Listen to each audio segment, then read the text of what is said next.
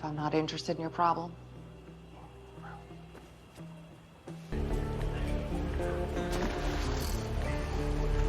Stay away from that bone.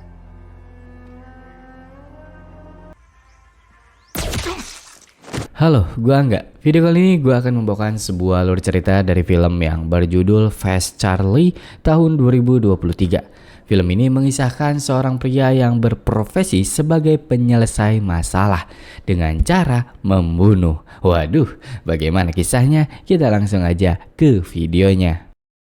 Film dimulai kita diperlihatkan dengan seorang pria yang sudah cukup tua. Dia adalah Charlie.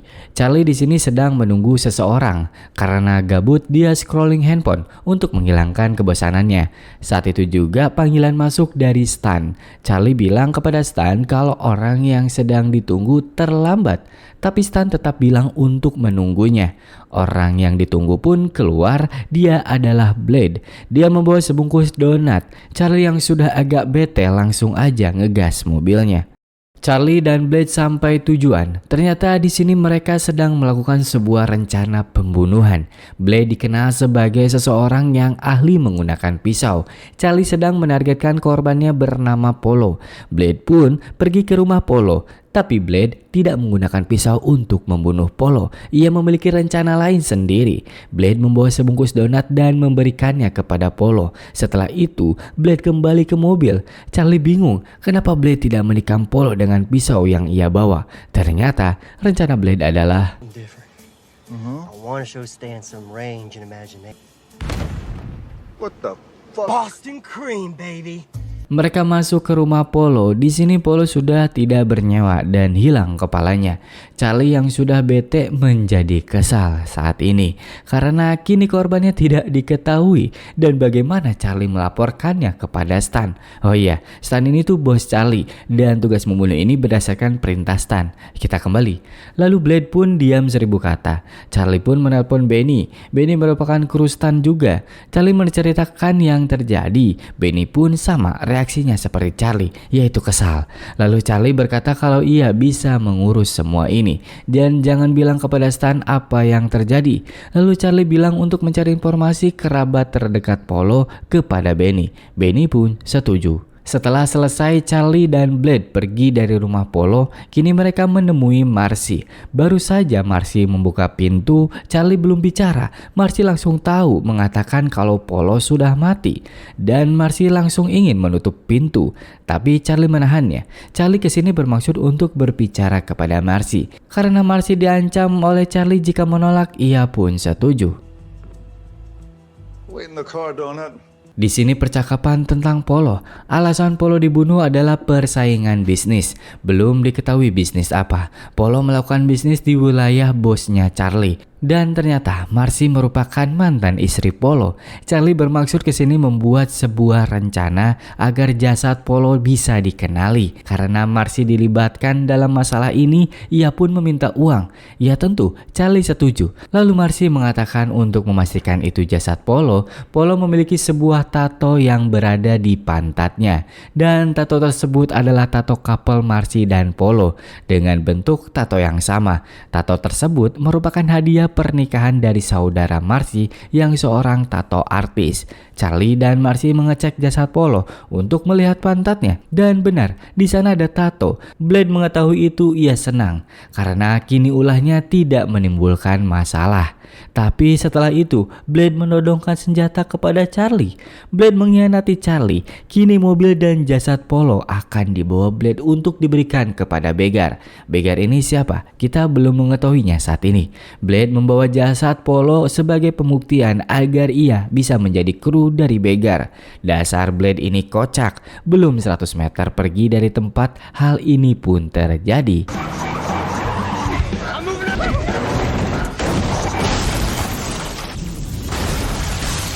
Masalah Charlie kini bertambah.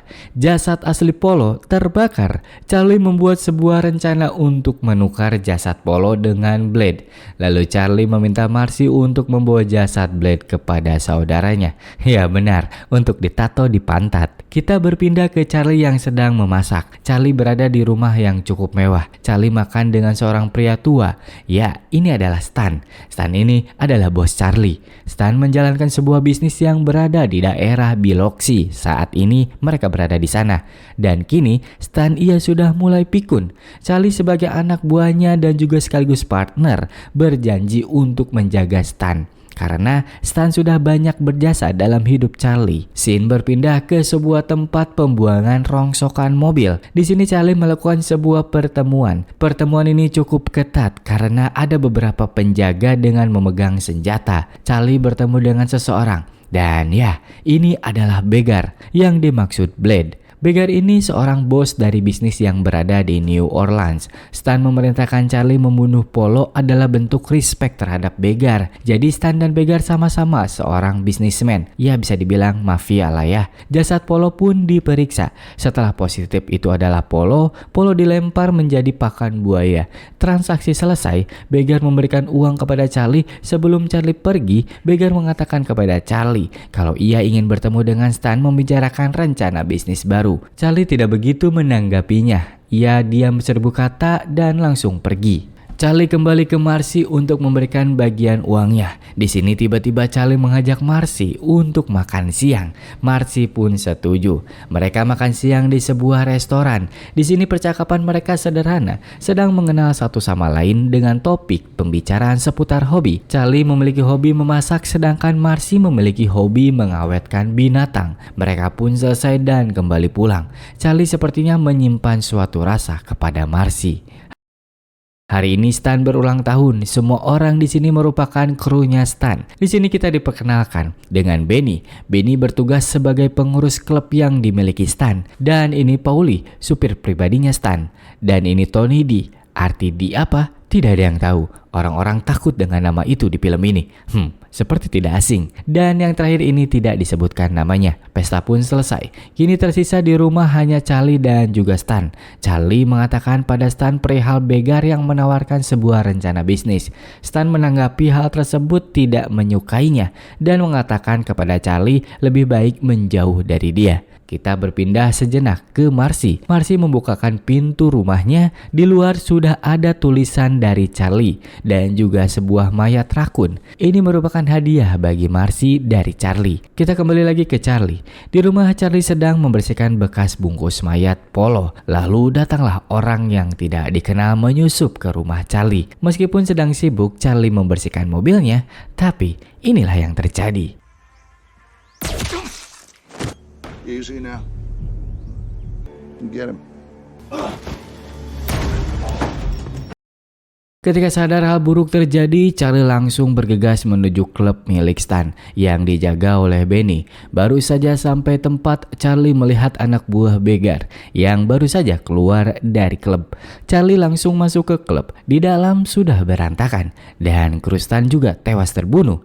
Charlie menelpon Stan, namun tidak ada jawaban. Charlie langsung menuju rumah Stan, tapi kehadirannya sudah terlambat. Dan benar, di sana sudah berantakan 2 mayat ditemukan. Charlie merenung, ia bersedih karena semua orang yang tewas merupakan sudah bagian keluarga baginya. Charlie pergi menemui Sal. Sal ini adalah pimpinan dari segalanya. Dia adalah bosnya para mafia. Sal merupakan yang mengatur jalannya bisnis antara Stan dan juga Begar. Charlie datang ke sini menuntut keadilan bagi Stan. Charlie ingin balas dendam, tapi Sal menanggapinya dengan sepele. Ia mengatakan kalau yang sudah terjadi biarlah terjadi. Ketika Charlie bertanya lokasi Begar saat ini, Sal mengatakan, "Tanya saja pada krumu." Charlie langsung bengong mengingat sesuatu. You seen Blade? You seen Blade? Ya, Charlie menyadari hal yang janggal di sini. Charlie kembali ke rumah mengambil senjata miliknya. Charlie pergi ke rumah Benny. Charlie bertemu dengan Celine, istri Benny. Celine mengatakan kalau Benny pergi ke klub dengan beberapa orang. Tanpa banyak bicara, Charlie langsung mengikat Celine di bangku dan meninggalkannya. Charlie pergi ke suatu klub. Klub ini dimiliki oleh Stan. Charlie bertemu dengan Mills. Dia ini adalah kru Stan yang menjaga tempat ini. Charlie menyuap Mills untuk pergi dari sini. Dan ternyata di dalam sudah ada anak buah begar. Tempat ini berubah kepemilikan seketika. Untung saja Mills masih setia di sini. Charlie langsung menuju kantor dari klub ini. Dan di sana ternyata ada Benny. Charlie menembaknya. Benny kini bekerja dengan begar. Ini adalah sebuah pengkhianatan. Benny pun tewas ditembak. Setelah itu Charlie menghabisi anak buah begar yang berada di klub. Setelah selesai di dapur, Charlie tak sadar sudah ditodong oleh anak buah begar lagi. Tapi untung saja ini terjadi. Esther likes to eat late. Charlie berada di luar sedang menunggu. Telepon datang dari Marcy. Marcy bilang terima kasih atas hadiahnya. Saat yang ditunggu pun hadir. Anak buah begar muncul. Charlie mengikuti anak buah begar. Ia menuju rumah Polo. Saat di dalam, handphone Charlie berdering panggilan dari Mr. Green. Tapi Charlie menolak panggilan itu. Siapakah dia? Belum diketahui. Charlie mencari anak buah begar dan ketemulah dia. Gak pakai banyak omong, Charlie langsung menembaknya. Handphone anak buah begar bunyi. Charlie mengangkatnya. Panggilan itu dari begar. Begar di sini sedang mencari paket yang disembunyikan oleh Polo. Paket apa itu? Kita belum tahu. Di sini Charlie mengancam begar. Tentunya ancaman tersebut membuat begar ketakutan, sehingga begar memanggil anak buahnya yang lain. Di dalam handphone anak buah begar terdapat pesan kalau Marcy kini menjadi incaran selanjutnya. Anak buah begar mencari sesuatu, tapi Marcy tidak mengerti apa yang sebenarnya mereka cari. Mereka pun mengobrak-abrik rumah Marcy. Marcy tetap tenang menanggapi mereka, dan pada akhirnya Marcy melakukan ini.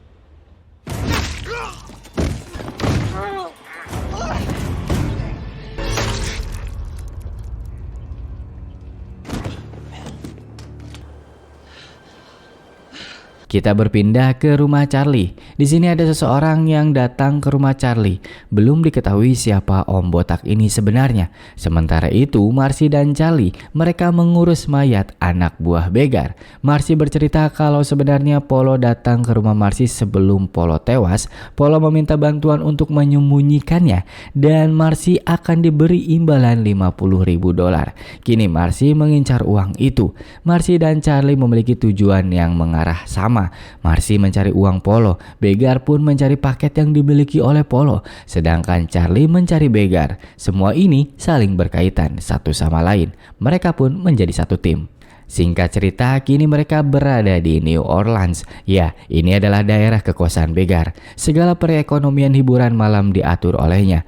Marcy dan Charlie makan malam di sini. Marcy menanyakan kenapa Charlie begitu ambisius mencari begar. Lalu Charlie bercerita perihal Stan yang membuat hidup Charlie lebih berarti ketika ia masih berumur 5 tahun. Stan mengajarkan kepada Charlie bagaimana cara bertahan hidup dan memahami dunia ini bekerja. Selama 30 tahun Charlie bersama Stan, dan karena itu Charlie begitu sayang kepada Stan. Ditambah Stan adalah orang yang baik dan jujur. Selama percakapan ini kita baru mengetahui kalau tempat ini adalah rumah masa kecil Charlie. Keesokan hari, Marcy dan Charlie pergi ke suatu tempat. Ternyata mereka mengunjungi rumah tinggal Marcy yang dulu ketika masih bersama Polo. Ketika mereka masuk, mereka terkejut dengan keadaan rumah yang sudah berantakan. Ternyata anak buah begar telah sampai lebih dulu. Marcy mencari sebuah berangkas yang dimiliki oleh Polo. Saat sedang mencari, dia menemukan sebuah foto USG miliknya. Marcy agak tersentuh di sini. Sementara Charlie mencetak sebuah tagihan penginapan Airlines yang dimiliki Polo Polo. Charlie menelpon penginapan tersebut. Charlie berpura-pura menjadi Polo, mengatakan kalau kamarnya bermasalah. Lalu Charlie sampailah ke penginapan itu. Charlie di sini tidak menemukan apa-apa, hanya sebuah CD player yang tidak lama baru saja dipakai. Ia keluar saat di lift dia berpas-pasan dengan Om Botak. Adu tembak pun terjadi. Setelah berhasil menembak Om Botak, Charlie pun pergi.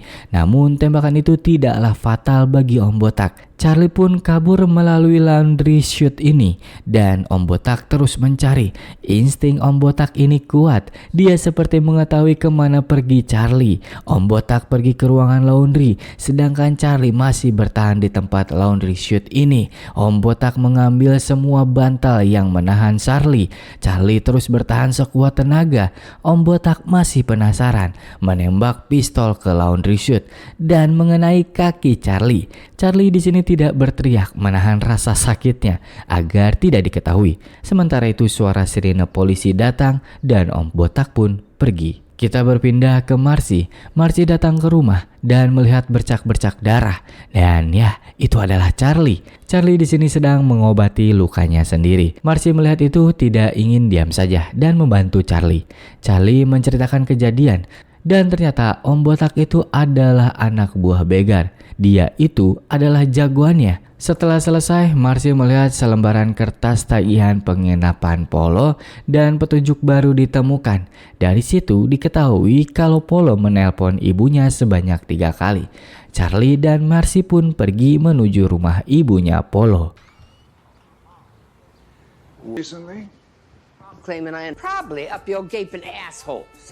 Kedatangan Marcy tidak disambut baik oleh ibunya Polo. Hubungan yang klasik antara menantu dan mertua. Marcy dan Charlie langsung masuk ke dalam. Marcy mencari barangkas milik Polo, sedangkan Charlie pergi ke gudang. Marcy menemukan barangkas kecil milik Polo ini dan ketika ia buka, di dalam hanya sebuah foto mertuanya. Ternyata Polo menjanjikan uang $50.000 itu adalah hoax. Di gudang, Charlie membuka semua kepingan CD. Charlie tidak menemukan apa yang ia cari dan mereka pun pulang dengan hampa. Karena Marcy tidak mendapatkan $50.000, ia pun meminta Charlie untuk menurunkannya di stasiun terdekat. Artinya, kini Charlie berpisah dengan Marcy. Wajah Charlie di sini seperti tidak ingin kehilangan Marcy. Sebelum sampai stasiun, Charlie mengungkapkan perasaannya. Ya, benar, Charlie mencintai Marcy. Setelah mengetahui perasaan Charlie, Marcy pun berubah pikiran. Kini mereka pergi ke sebuah klub yang dikelola oleh Begar dan Polo. Marcy masuk dengan marah-marah, membuat bingung orang di sekitar. Cara ini adalah distraksi bagi para orang-orang di sini. Marcy langsung masuk ke ruangan Polo dan ia menemukan sebuah lukisan bergambar mobil. Gambar mobil ini sama persis seperti yang ada di berangkas kecil milik Polo. Dia merobek lukisan itu dan di dalamnya ada sebuah CD. CD tersebut merupakan barang berharga bagi Polo yang dimaksud selama ini. CD itu adalah barang bukti untuk FBI. Marcy setelah mendapatkan itu langsung aja keluar, tapi di sini dia dihadang oleh orang di sana. Charlie pun masuk sedangkan Marcy pergi duluan. Charlie di sini mencoba membereskan masalah, namun yang terjadi adalah Charlie kini menjadi tawanan Om Botak. Charlie di sini menjadi supir, ditambah kedua tangannya diborgol. Charlie nggak tinggal diam, dia melihat sebuah kesempatan. Om Botak ini sambil membawa minuman dan ketika ia lengah, Charlie melakukan ini.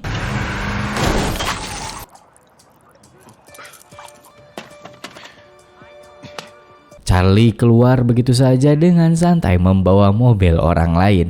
Di perjalanan Charlie menelpon Marcy, namun tak diangkat. Tak lama dari itu Marcy memanggil, tapi yang berbicara adalah Begar. Marcy menjadi tawanan Begar. Begar meminta Charlie bertemu di tempat rongsokan mobil. Jika 1 jam belum sampai, Marcy akan tewas. Charlie sampai tujuan dan ya, di sana Marcy sudah dibungkus kepalanya, sedangkan Begar bersembunyi. Begar berteriak dan memberi tembakan peringatan. Begar meminta Charlie untuk melepaskan semua pakaian wajahnya dan mengangkat tangannya. Lalu Begar pun muncul di dekat Marcy. Begar meminta CD yang Charlie bawa. Charlie di sini memperlambat waktu melakukan negosiasi dengan Begar. Di percakapan kali ini, ternyata CD yang diminta oleh Begar sudah diberikan kepada Sal. Ya, Sal, pimpinan dari semua bisnis ini. CD tersebut merupakan berisi percakapan Begar dengan FBI yang membocorkan bisnis yang dilakukan oleh Sal kepada FBI. Setelah itu, inilah yang terjadi.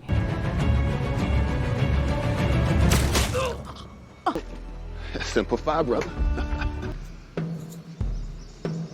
Keesokan harinya, mereka melakukan sebuah pertemuan. Di sini adalah plot twistnya. Ternyata Stan masih hidup dan dia disebut Mr. Green. Kalian masih ingat waktu Charlie ditelepon oleh Mr. Green? Ya, itu adalah Stan. Mereka ini sedang makan siang bersama Stan. Kejadian waktu itu ternyata Stan tidak ditemukan di rumah. Jadi mayatnya tidak ditemukan. Yang tewas itu adalah Paulie. Lalu Charlie memalsukan kematian Stan. Di akhir cerita kini Stan pensiun dan digantikan oleh Charlie. Film pun tamat. Oke teman-teman, film yang cukup lumayan seru lah ya. Film ini mengajarkan kita untuk bagaimana tidak melupakan jasa seseorang dan juga mengajarkan kita apa itu kesetiaan.